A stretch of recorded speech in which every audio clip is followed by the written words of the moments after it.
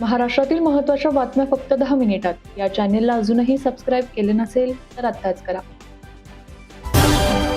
दिव्यांग व्यक्तींच्या रोजगारासाठी राज्य सरकारने मोठा निर्णय घेतला असून स्वयंरोजगारासाठी 15,000 रुपये देण्यात येणार असल्याची घोषणा केली आहे. याबाबत दिव्यांग कल्याण मंत्री अतुल सावेंनी माहिती दिली असून स्वयंरोजगारासाठी साधन सामग्री घेण्यासाठी वित्तीय सहाय्य मिळणार आहे. तर दिव्यांग कल्याण आयुक्तांकडून डीबीटीद्वारे थेट खात्यावर हा निधी जमा होणार आहे.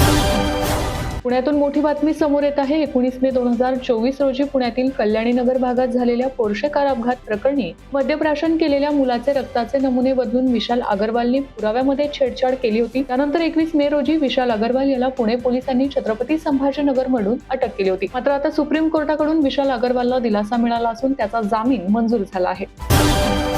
देशातील कोट्यवधी शेतकऱ्यांसाठी आनंदाची बातमी आहे. शेतकऱ्यांच्या खात्यात लवकरच 2,000 रुपये जमा केले जाणार आहेत. सरकारने पीएम किसान योजनेच्या 22व्या हप्त्याची अधिकृत घोषणा केलेली आहे. 13 मार्च रोजी शेतकऱ्यांच्या खात्यात पीएम किसानचा हप्ता जमा केला जाणार आहे. त्यामुळे 9 कोटींपेक्षा जास्त शेतकऱ्यांच्या खात्यात प्रत्येकी 2,000 रुपये जमा केले जाणार आहेत.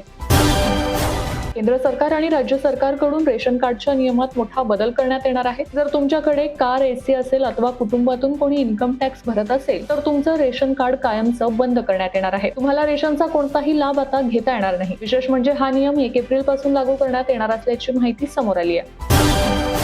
पश्चिम महाराष्ट्रासह संपूर्ण राज्यात लोकप्रिय असलेल्या बाईक टॅक्सी सेवांना मोठा धक्का बसला आहे. महाराष्ट्र सरकारने कडक कारवाई करत ओला, उबेर आणि रॅपिडो कंपन्यांच्या बाईक टॅक्सी सेवांवर तात्पुरती बंदी घातली आहे. राज्य सरकारने या कंपन्यांना देण्यात आलेले अस्थायी परवाने तात्काळ रद्द केले असून त्यामुळे सध्या महाराष्ट्रात या कंपन्यांची बाईक टॅक्सी सेवा बंद झाली आहे.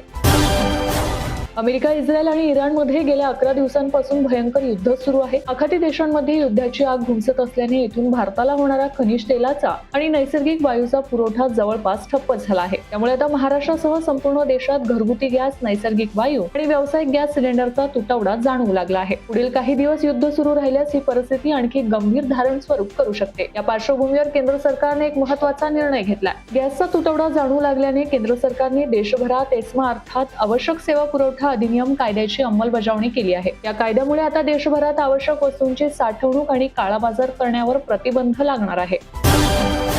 आंतरराष्ट्रीय पातळीवर सुरू असलेल्या इराण, इस्रायल आणि अमेरिका संघर्षाचा परिणाम आता भारतातील हॉटेल उद्योगांवरही दिसू लागला आहे. इराण, इस्रायल, अमेरिका संघर्षामुळे गॅसचा तुटवडा निर्माण झाला असून मुंबईतील जवळपास 20% हॉटेल्स बंद ठेवण्यात आली आहेत. हा तुटवडा कायम राहिल्यास येत्या 3 दिवसात 50% हॉटेल बंद होण्याची शक्यता आता वर्तवली जाते. सर्वोच्च न्यायालयाने मंगळवारी महत्त्वपूर्ण निरीक्षण नोंदवत देशात समान नागरी संहिता लागू करण्याची वेळ आल्याचे मत व्यक्त केले आहे. मुस्लिम महिलांना वारसा हक्कात समान अधिकार मिळावेत अशी मागणी करणाऱ्या जनहित याचिकेवर सुनावणी दरम्यान न्यायालयाने ही टिप्पणी केली आहे. राज्यातील उच्च शिक्षण क्षेत्रासाठी मोठा दिलासा देणारा निर्णय राज्य सरकारने घेतला आहे. राज्यात लवकरच मेगा भरती प्रक्रिया राबवण्यात येणार असून 5,412 प्राध्यापकांची नियुक्ती जून महिन्यापूर्वी करण्यात येणार असल्याची माहिती उच्च व तंत्रशिक्षण मंत्री चंद्रकांत पाटील यांनी विधान परिषदेत दिली आहे. लोकसभेत अध्यक्ष ओम बिर्ला यांच्या विरोधात विरोधकांनी अविश्वास प्रस्ताव आणला आहे. त्यावर चर्चेला सुरुवात झाली असून या प्रस्तावावर तब्बल 10 तास चर्चा होणार आहे. उपमुख्यमंत्री सुनेत्रा पवार यांनी विधान परिषदेमध्ये मुंबईतील शासकीय महिला कर्मचाऱ्यांसाठी मोठी घोषणा केली आहे. लवकर या लवकर जा या संकल्पनेअंतर्गत मुंबई महानगर क्षेत्रातील महिला कर्मचाऱ्यांना सकाळी 9:15 ते 9:45 या दरम्यान कार्यालयात लवकर येऊन जितकी मिनिटे आधी येऊन कामकाज सुरू करतील तितकीच मिनिटे संध्याकाळी कार्यालयातून लवकर निघण्याची म्हणजेच 30 मिनिटांची सवलत देण्यात आली आहे. या निर्णयामुळे गर्दीच्या वेळी होणारी गैरसोय नक्कीच कमी होण्यास मदत मिळेल असे सुनेत्रा पवार यांनी म्हटलं आहे. सोशल मीडियाच्या माध्यमातून केली जाणारी नाहक बदनामी आणि फेक अकाउंटचा सुळसुळाट रोखण्यासाठी राज्य सरकारने आता कंबर कसली आहे. मुख्यमंत्री देवेंद्र फडणवीस यांनी आज विधानसभेत याविरोधात मोठी घोषणा केली आहे. सोशल मीडियावरील बदनामीकारक मजकुराला लगाम घालण्यासाठी पोलीस महासंचालकांच्या नेतृत्वाखाली एक विशेष समिती स्थापन करण्यात येणार आहे. ही समिती सध्याच्या कायद्यात सुधारणा करायची की नवा स्वतंत्र कायदा आणायचा याचा सखोल अभ्यास करून सरकारला शिफारस करणार आहे. राज्यातील गायरान जमिनींच्या वापरासंदर्भात महत्त्वाचा निर्णय घेण्यात आला असून त्यासाठी कायद्यात बदल करण्यात आला आहे. महसूल मंत्री चंद्रशेखर बावनकुळे यांनी सादर केलेले महाराष्ट्र जमीन महसूल संहिता विधेयक विधानसभेत एकमताने मंजूर करण्यात आले. या निर्णयामुळे राज्यातील हजारो हेक्टर गायरान जमीन सार्वजनिक आणि जनहिताच्या कामांसाठी वापरण्याचा मार्ग आता मोकळा झालाय. यापूर्वी या जमिनींचा उपयोग मर्यादित होता, त्यामुळे अनेक विकास कामे प्रलंबित राहायची.